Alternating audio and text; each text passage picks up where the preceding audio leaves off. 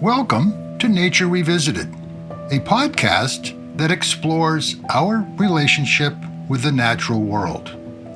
It consists of interviews, stories, and discussions that highlight the notion that nature is not a place one goes to, but rather a place one is already a part of, that we are nature.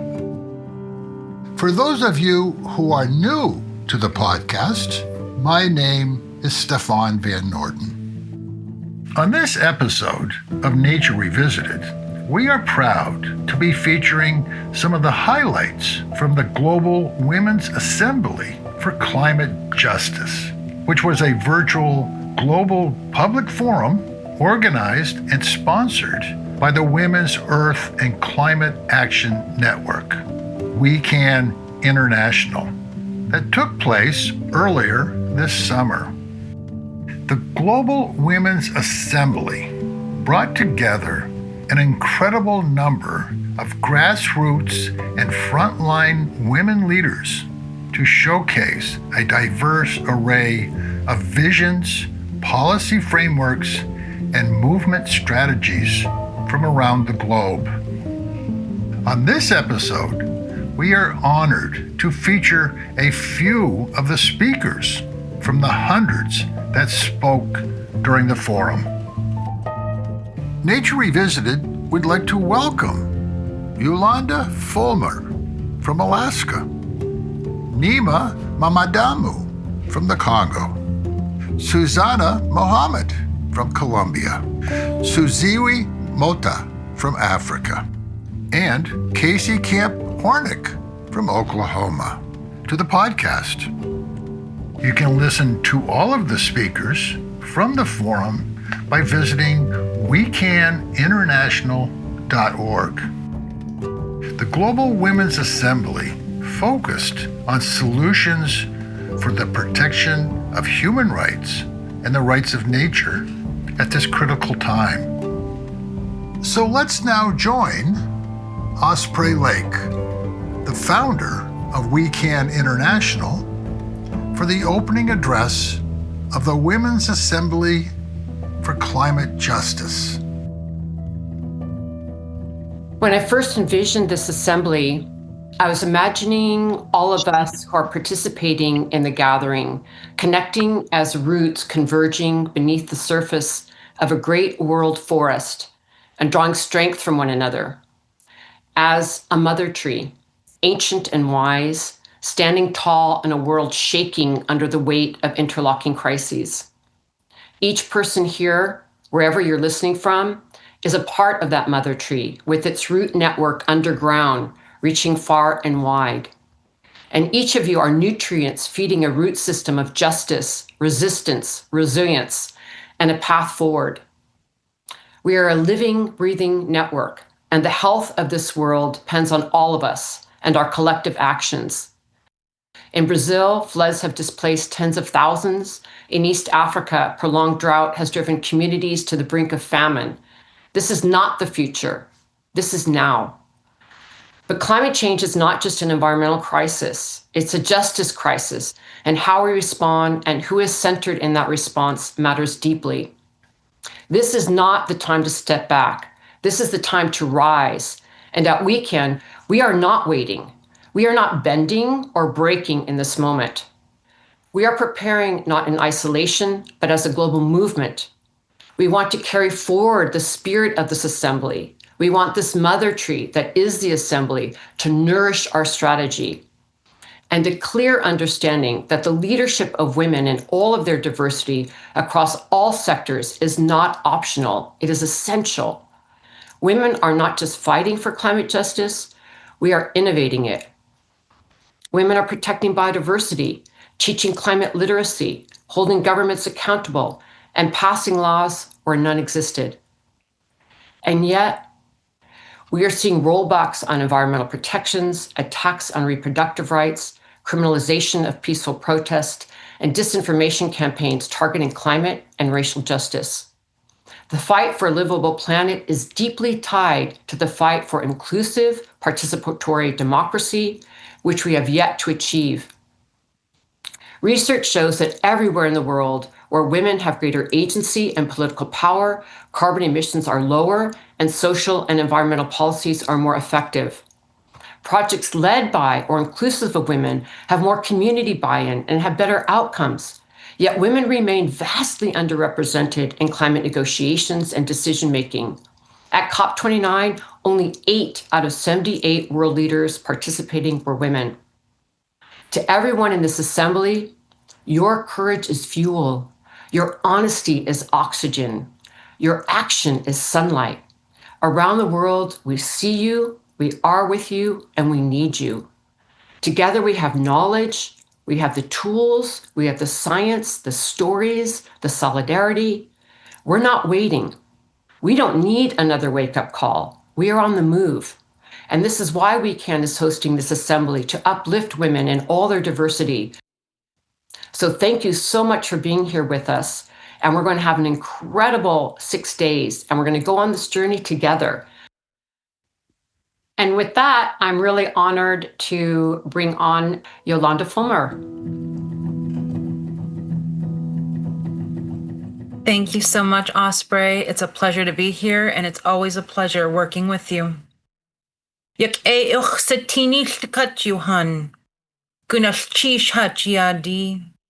I am honored to be speaking to you from the heart of the Tongass National Rainforest here in Juneau, Alaska, the lungs of North America. It is a responsibility we feel we share with the Amazon. I want to speak on the indigenous experiences of climate change and deforestation.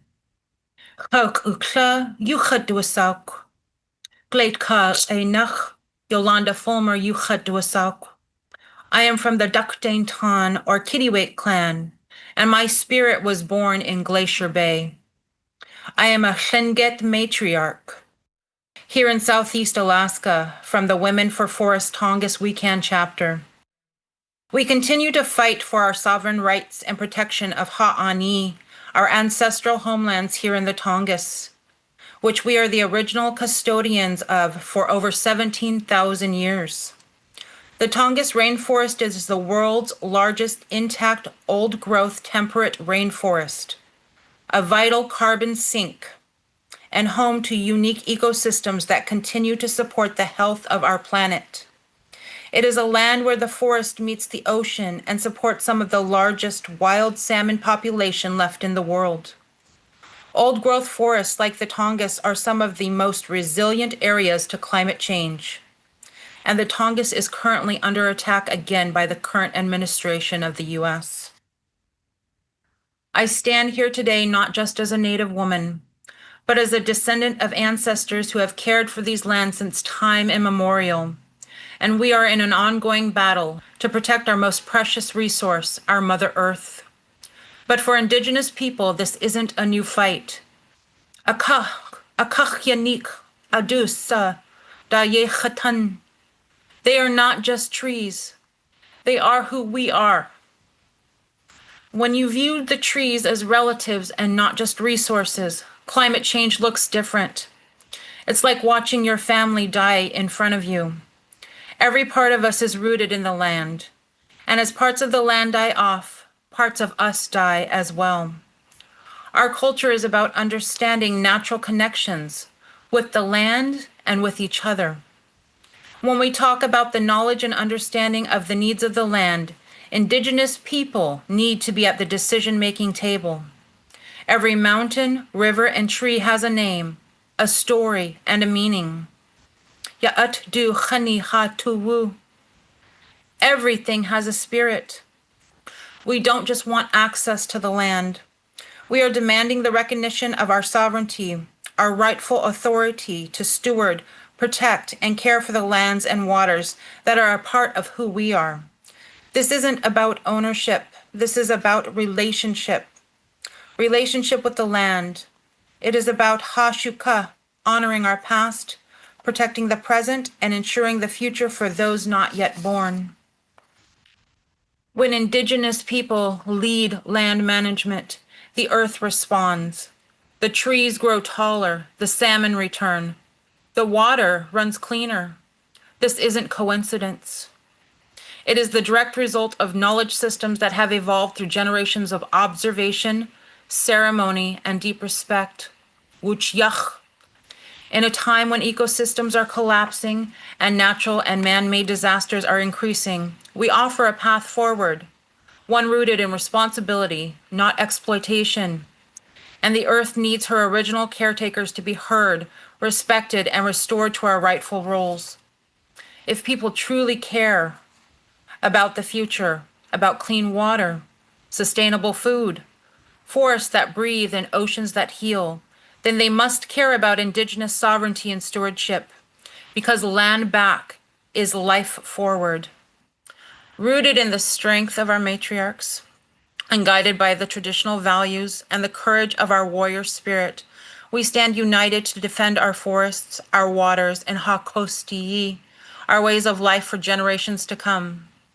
Gunachish achseyachi hashikuhas anikach. Thank you for hearing my words from my grandparents' land.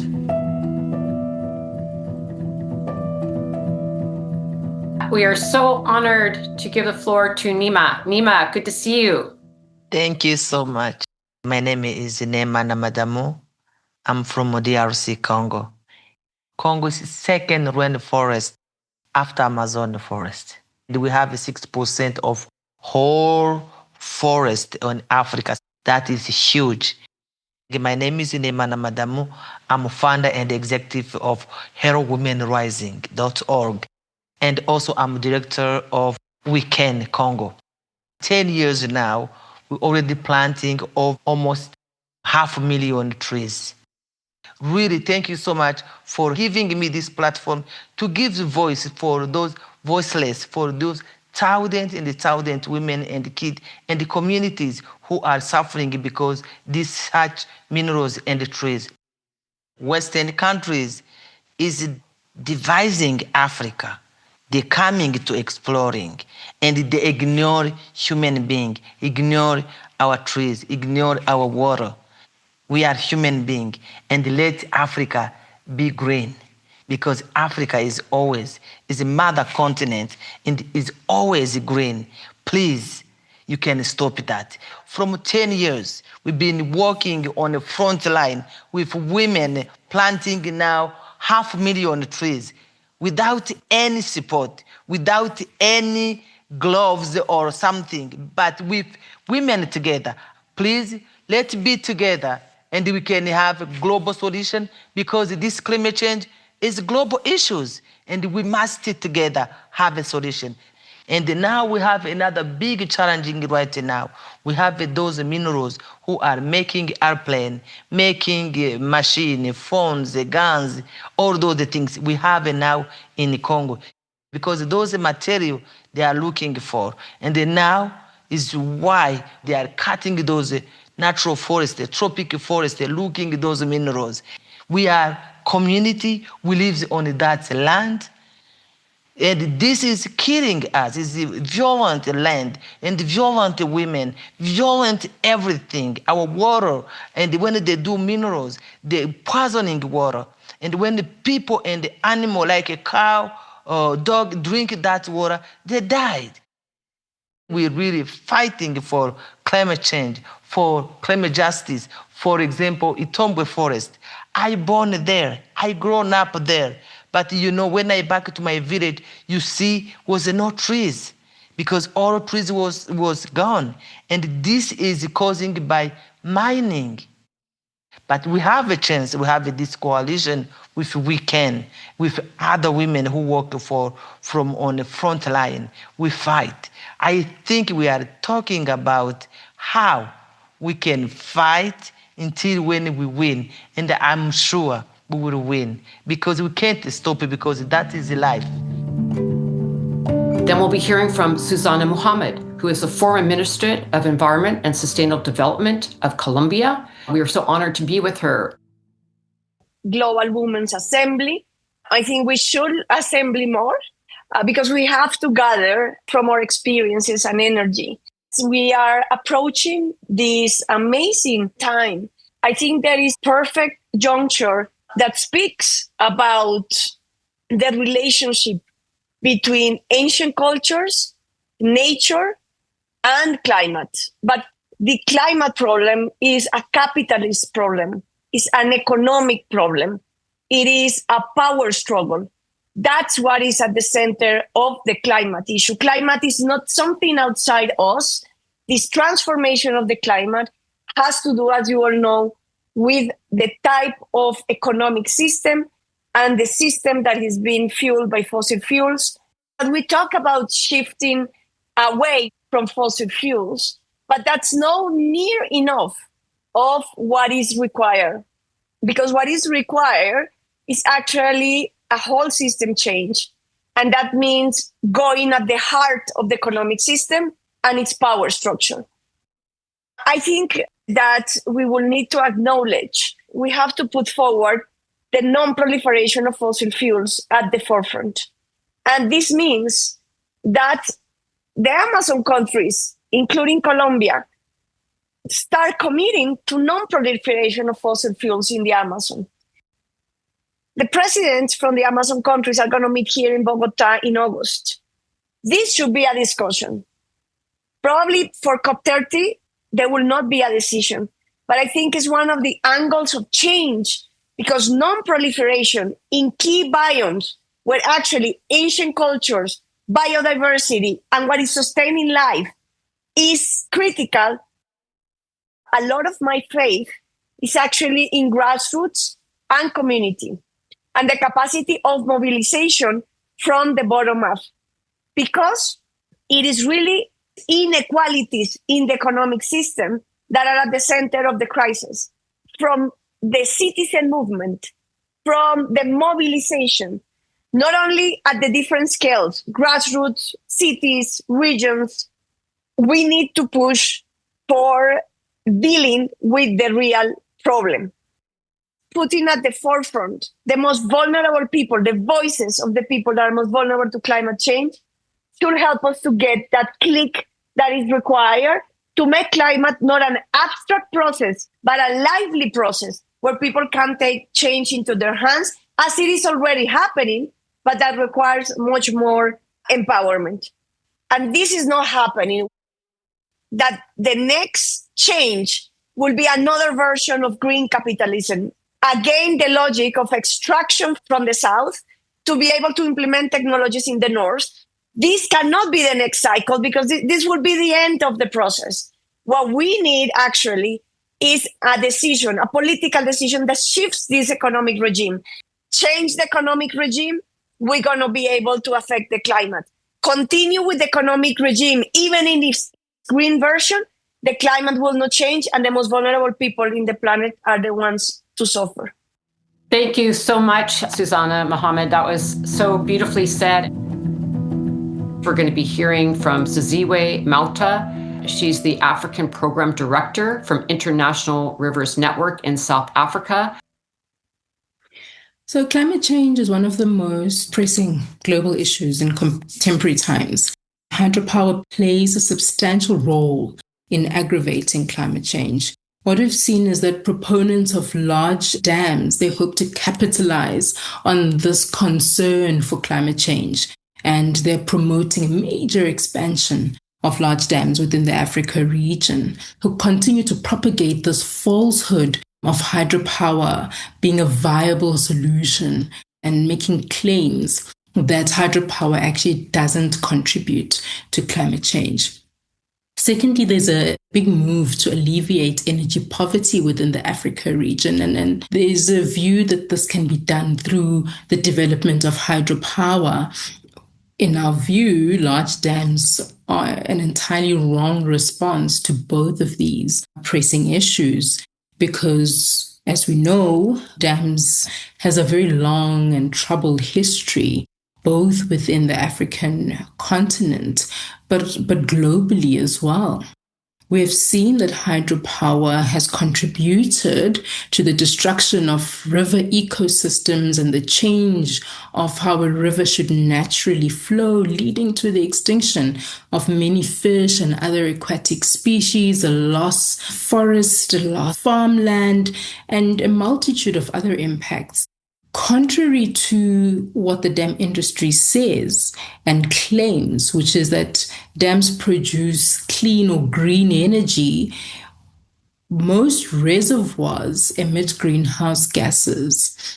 As a result, contribute to the planet's climate crisis. And with methane that is emitted from these dam reservoirs being one of the strongest and most dangerous greenhouse gases, along with carbon dioxide, this claim of hydropower being clean or green is totally fallacious.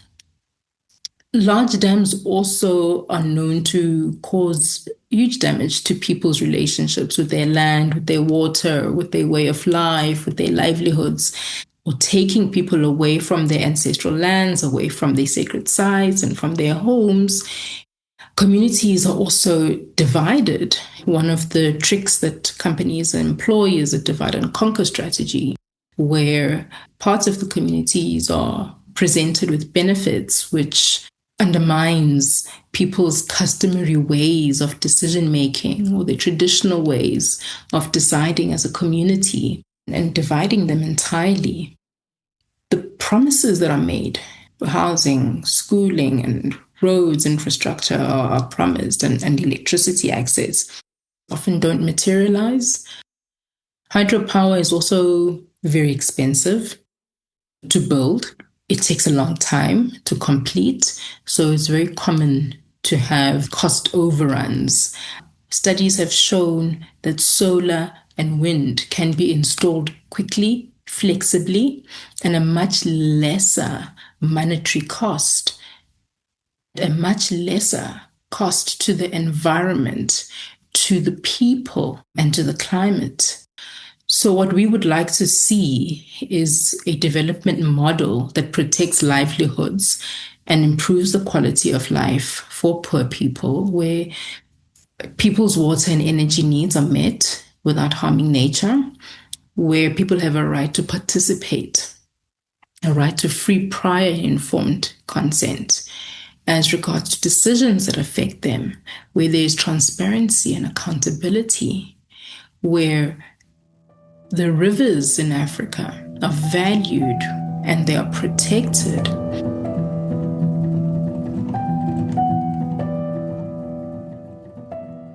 Casey Camp-Hornick, you have the floor. Thank you.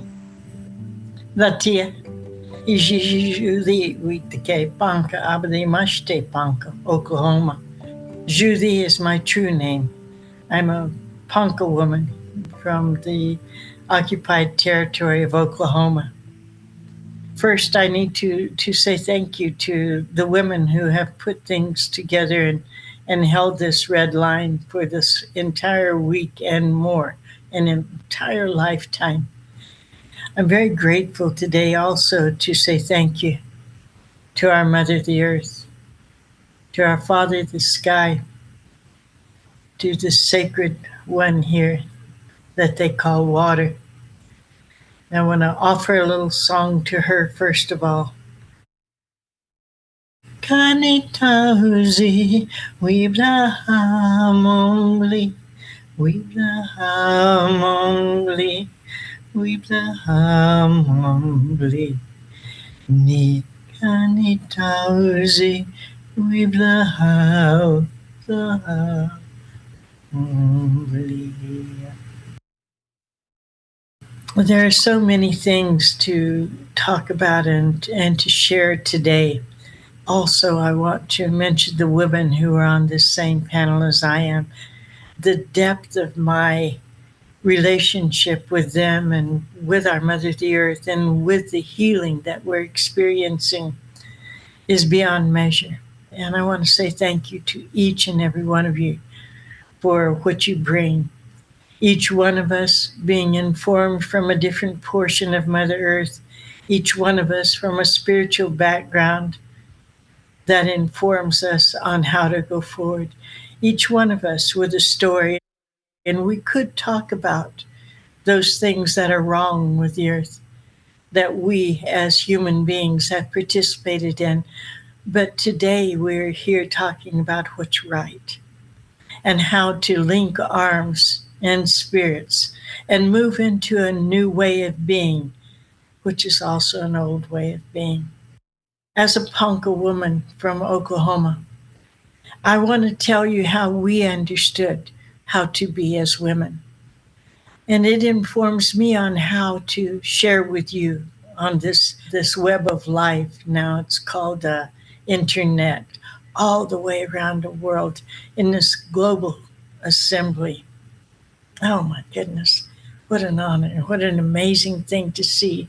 And how technology actually has a place in our life is very new to me. It's something that astounds me. And it helps me to understand what my children and grandchildren and great-grandchildren also need to be a part of, how they can utilize these ways. If I look back at the original village way of my mother and my grandmothers and the grandmothers before them, it was the women who knew what was needed in the villages, first in their own family, then in the neighbors, then in those around, then those in the village, and then beyond that, and beyond that, and beyond that. We're intimately connected with the food that we eat. If the corn is not healthy, we're not healthy. How do you not understand that that drink of water that I just had is also a drink of water from a glacier, is also coming from the Thunder Nation, has also dripped from the dew of a honeysuckle and lived inside a eucalyptus and been part of the desert storms in that one little fragment of water. And when I take that sip, I am also that. How do we separate ourselves from nature and these new ways of looking at who we are and how we are? Well, we don't. We are nature. We are intertwined eternally in the ways of the reality of the laws of nature. When we talk about the laws of nature, when we talk about the rights of nature, when we talk about indigenous rights, those are one and the same. The laws of nature exist whether we recognize them or not. When the fire comes naturally in the ways that it always has, and the wildfires purify the earth now even stronger than ever before, I cannot reach my hand into that. And yet somehow human beings believe that they can suck the oil and the gas and the fire-making elements and buy and sell those too. They're so foolish. These things are not for sale. That there is no separation between anything on Mother Earth. And that each of us is born and defined with a spirit that will always exist. But here we are right now in the very crucial moment on Earth on how are we going to be those good ancestors like you and I had. That we couldn't take the strongest of the buffalo or the salmon or the relatives that were offering of themselves to continue life. But we had to take what was offered to us and pray hard. And that brings me back to what sustains us all right now is ceremony. How are we getting this thing called leadership? How are we getting these directions that bring us into a global assembly, that bring us into a time of sharing that will lay out a path in front of us? Ceremony. And what is ceremony? Ceremony should be everything. And that every step, everything that we share today and from this time on is a ceremony. It's part of how we're going to move into this next portion of life on Mother Earth.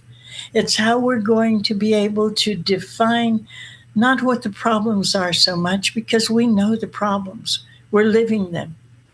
We can't forget that even though we may not be walking the same path right now, there's only one path forward. This is a time, a very, very, very special time of change, of rebirthing the original instructions into a modern day world. And that's why you and I have gathered today. That's why we are going forward with looking back and seeing what worked and bringing that into today's world in a whole different way. That's why we demand of ourselves to nurture one another in those ceremonial spaces. When you take your drink of water, say thank you. When the fire warms you from the Father Sun, be grateful. When the Mother Earth offers you food, say thank you. Because she is our mother. Hey now, Danny, hey now, hey now, Danny. Hey now, hey now, Danny. Hey now, hey now, Danny. Hey now, hey now, Danny. Hey now, hey now, Danny. Hey now, hey now, Danny. Hey now, hey now, Danny. Hey now, hey now, Danny. Hey now, hey now, Danny. Hey now, hey now. Casey Camp Hornick from the Ponca Nation, thank you for sharing such incredible song and wisdom with us. That was quite a closing from Casey. What an amazing way to conclude our 6 days of the Global Women's Assembly for Climate Justice. I want to thank all the presenters on this final session. It was extraordinary. Over 125 presenters from 50 countries have demonstrated why grassroots, Indigenous, and frontline women leaders in all of their diversity are central to just and effective climate solutions. WECAN has been truly honored to have hosted a gathering of such remarkable presenters and to be with all of you who have joined us from all over the world, country after country around the world being represented here. To all of you, thank you so much for joining us.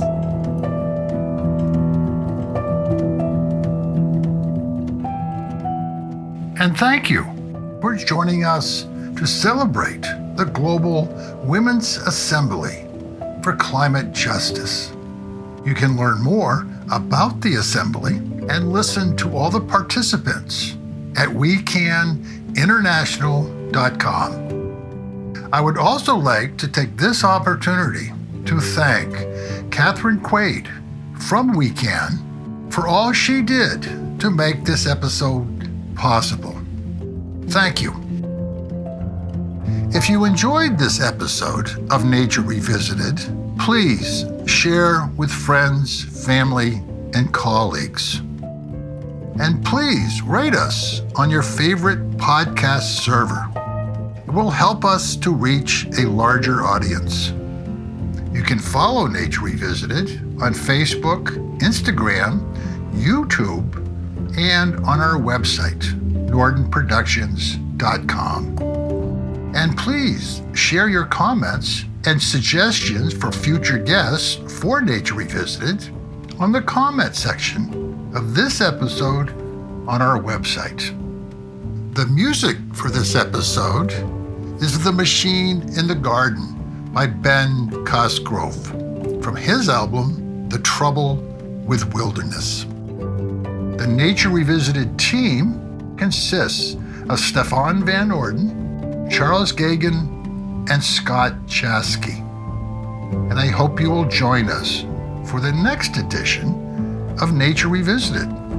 And in the meantime, remember, we are nature.